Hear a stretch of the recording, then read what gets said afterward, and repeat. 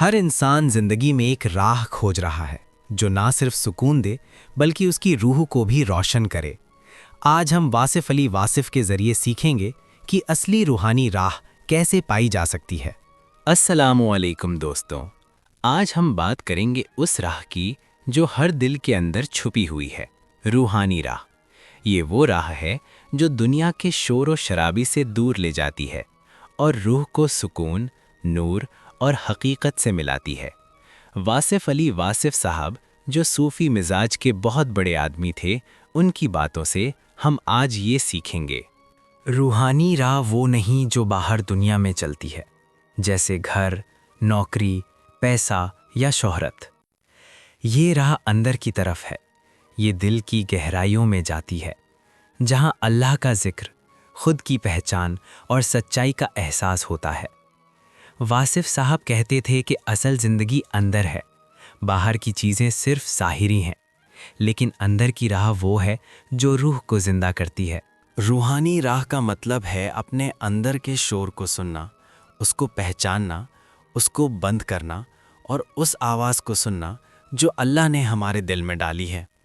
جب انسان اس راہ پر چلتا ہے تو وہ سمجھ جاتا ہے کہ زندگی صرف کھانے پینے اور ہنسنے گانے کی نہیں، بلکہ اپنی روح کو پاک کرنے اور اللہ کے قریب ہونے کی ہے۔ اپنے اندر کے شور کو کیسے کم کریں؟ ہم سب کے اندر ایک شور مچا رہتا ہے، فکریں، خواہشیں، غصہ، حسد، ڈر اور بہت سی چیزیں۔ یہ شور روحانی راہ کو چھپا دیتا ہے۔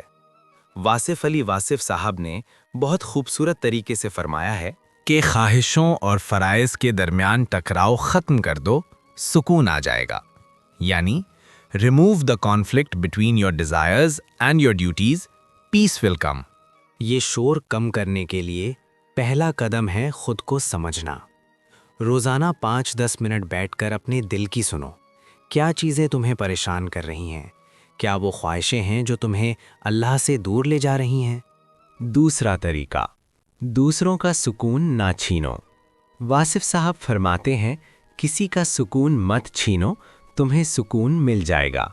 اگر تم کسی کو تکلیف نہ دو، نہ غصہ کرو، نہ برا کہو، تو تمہارا اپنا دل بھی ہلکا ہو جاتا ہے۔ یہ بہت بڑا راز ہے، سکون دوسروں کو دینے سے ملتا ہے۔ تیسرا point, small daily habits for inner clarity.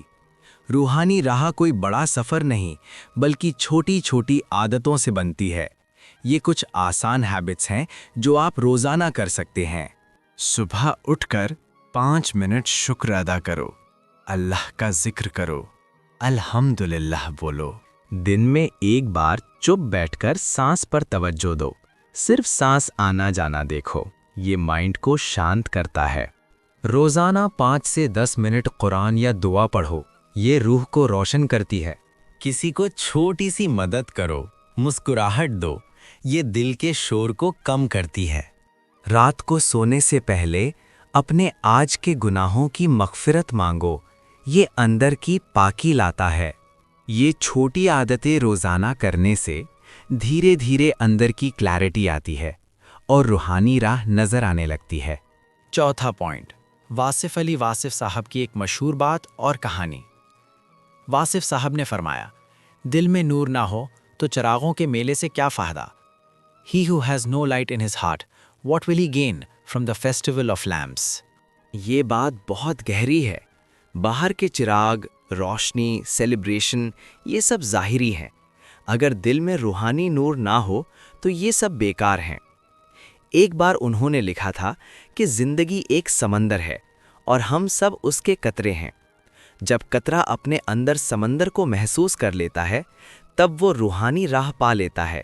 ان کا یہ انداز تھا کہ روحانیت بڑا علم یا بڑا عمل نہیں، بلکہ چھوٹی سی توجہ ہے اپنے اندر کی طرف۔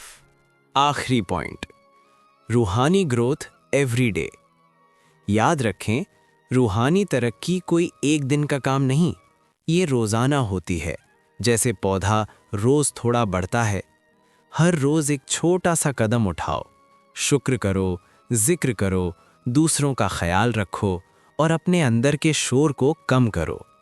واصف علی واصف صاحب کی یہ بات ہم سب کے لیے ہے۔ زندگی سے تقاضا اور گلہ نکال دو تو سکون پیدا ہو جاتا ہے۔ تو آج سے یہ ارادہ کر لیں، ہم اپنی روحانی راہ پر چلیں گے، دھیرے دھیرے لیکن مستقل طور پر۔ اللہ ہم سب کو سکون، نور اور اپنی قربت عطا فرمائے، آمین۔ خدا حافظ اور اپنا خیال رکھیے۔ اگر یہ بات دل کو لگی ہو تو شیئر ضرور کریں۔